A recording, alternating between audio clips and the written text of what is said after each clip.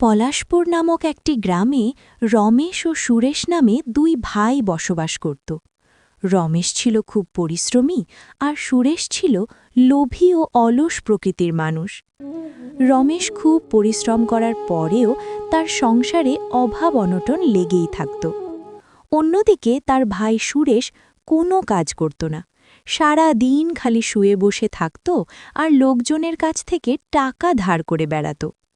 বন্ধুরা, চলুন তাহলে দেখে আসা যাক দুই ভাইয়ের জীবন কাহিনী।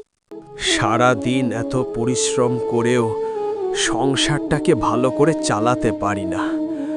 তোমাকে ভালো মন্দ খেতে দিতেও পারি না, ভালো পোশাক আশাক কিনে দিতে পারি না।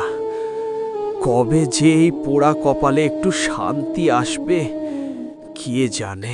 আরে তুমি এভাবে বলছো কেন? আমি কি তোমার কাছে কখনো কিছু চেয়েছি? আমার কোনো কিছুই লাগবে না, শুধু তুমি আমার পাশে থেকো, তাহলেই হবে। আমার আর কিচ্ছু চাই না। গিন্নি, ভাগ্য করে তোমার মতো একটা বউ পেয়েছি। তোমাকে তো আমি কিছুই দিতে পারিনি, তবুও তুমি কখনো আমার সাথে খারাপ ব্যবহার করনি। ভগবানের কাছে অজস্র ধন্যবাদ যে তোমার মতো একজনকে আমার বউ করে পাঠিয়েছে। হ্যাঁ, হয়েছে, তোমাকে আমার আর গুণকীর্তন করতে হবে না। তুমি এবার খেয়ে নাও তো। খাবার সামনে রেখে এত কথা বলতে নেই, এতে সংসারে অমঙ্গল হয়। হ্যাঁ গিন্নি, তাড়াতাড়ি দাও তো, খেয়ে আবার জমিতে যেতে হবে। জমিতে অনেক কাজ পড়ে আছে। এরপর রমেশ তাড়াতাড়ি খেয়ে জমিতে যায় কাজ করতে। আর এদিকে রমেশের ভাই সুরেশ তখনও বিছানায় নাক ডেকে ঘুমাতে থাকে। এই শুনছো, বলে উঠবে না নাকি? আরে গিন্নি, তুমি সকাল সকালে এত শাড়ির মতো চিল্লামিল্লি করছো কেন বলো তো? বলি, তোমার কি কাজ কাম করা লাগবে না নাকি? আর এদিকে তোমার দাদাকে দেখো, সকাল হতে না হতেই ঘুম থেকে উঠে কাজে চলে গেছে, আর তুমি এখনো পড়ে পড়ে ঘুমাচ্ছ। আরে গিন্নি, ওর কথা বাদ দাও তো। ও এত পরিশ্রম করে আজ পর্যন্ত কিছু করতে পেরেছে, সেই আগের মতোই তো থেকে গেছে। আর আমাকে দেখো, আমি আগে যেমন ছিলাম এখনো তেমনই আছি। তাহলে খামোখা এত পরিশ্রম করে কি হবে বলো তো? তাই বলে তুমি সারাদিন শুয়ে বসে থাকবে, কোনো কাজকর্ম করবে না? আরে গিন্নি, বুদ্ধি থাকলে না ঘর জামাই থাকে না। শুয়ে বসে থাকলেই যদি সংসার চলে যায়, তাহলে কষ্ট করে কাজকর্ম করতে যাব কেন শুনি? হ্যাঁ, তুমি ওই সারাদিন পড়ে পড়েই ঘুমাও। ঘুমানো ছাড়া তোমার আর কোনো কাজকর্ম আছে নাকি?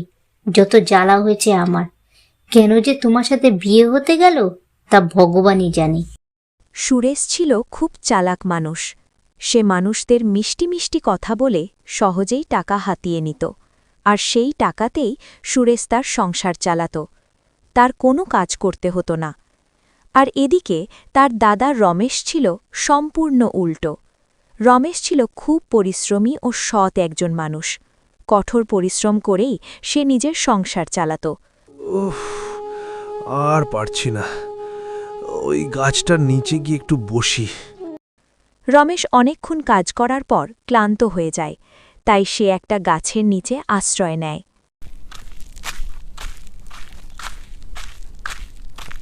এই যে বাবা, আমাকে তুই কিছু খেতে দিবি? আমার খুব খিদে পেয়েছে। আমি যে খিদের জ্বালায় আর চলতে পারছি না। বলো কি বুড়িমা, তুমি কোথা থেকে এসেছো? আর তোমার বাড়ি কোথায়? আমার কোনো বাড়ি নেই রে, আমি পথে পথে ঘুরে বেড়াই। আমার খুব খিদে পেয়েছে। তোর কাছে কিছু আছে রে? আমাকে খেতে দিবি? বুড়িমা, আমার কাছে তো তেমন কিছু নেই। সকালে জমিতে আসার সময় আমার বউ আমাকে একটা টোপলাতে পান্তা ভাত দিয়েছিল। আমার কাছে এইটুকুই আছে। যদি তুমি চাও তো খেতে পারো। বাবা রে, তুই যদি তোর পান্তা ভাত আমায় দিস, তাহলে তুই কি খাবি? বুড়িমা, আমার চিন্তা তুমি করো না। আর একটু বাদেই তো আমি বাড়ি চলে যাব, তখন না হয় বাড়িতে গিয়ে খেয়ে নেব। এই নাও ভাত, খাও। বাবা, তুই আমাকে ভাত দিয়ে বাঁচালি। তুই খুব ভালো মনের মানুষ। আমি আশীর্বাদ করছি, একদিন তুই অনেক বড় হবে। হ্যাঁ বুড়িমা, তুমি আশীর্বাদ করো আমি যেন একদিন অনেক বড় হতে পারি আর মানুষের সেবা করতে পারি। আমি আশীর্বাদ করি বাবা, তোর মনের সমস্ত ইচ্ছা যেন পূরণ হয়। এই যে এই হাঁড়িটা তুই রাখ, এটা একটা জাদুর হাঁড়ি রে বাবা। এই হাঁড়িটার কাছে যা খেতে চাবি তাই পাবি। কিন্তু মনে রাখিস বাবা, এই হাঁড়িটা নিয়ে কোনো অহংকার করবি না, কোনো লোভও করবি না। লোভ মানুষকে সর্বনাশ করে। আমি এখন যাচ্ছি বাবা, ভগবান তোর ভালো করুক। বুড়িমা রমেশকে ওই হাঁড়িটা দিয়ে চলে যায়। তারপর রমেশও বুড়িমার দেওয়া হাঁড়িটা নিয়ে বাড়ি চলে যায়।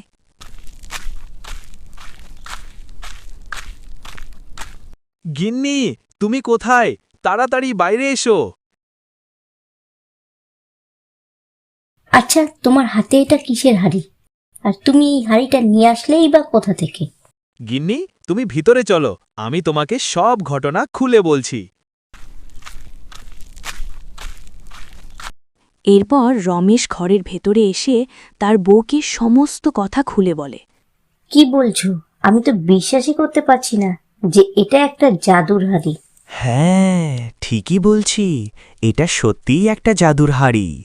এই হাঁড়িটাকে উনানে বসিয়ে তুমি এই হাঁড়িটার কাছে যা খাবার চাইবে, এই হাঁড়িটার সঙ্গে সঙ্গে তোমায় তা এনে দেবে।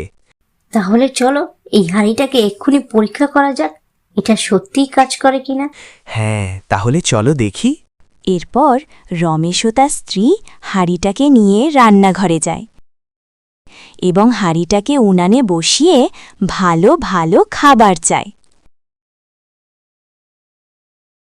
দেখো দেখো গিন্নি, বলেছিলাম না এই হাঁড়িটা জাদুর হাঁড়ি? মিলল তো আমার কথা। হ্যাঁ সত্যি তো, তুমি তো ঠিকই বলেছিলে। আমরা তাহলে এখন থেকে ভালো ভালো খাবার খেতে পারবো, বলো? হ্যাঁ গিন্নি, ঠিক বলেছ। এখন থেকে আমরা ভালো ভালো খাবার খেতে পারবো।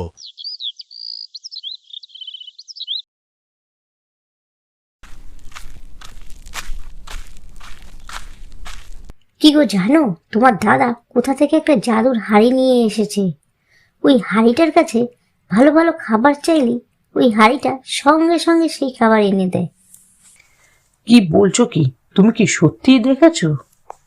আরে হ্যাঁ, আমি নিজের চোখে দেখেছি বলেই তো বলছি।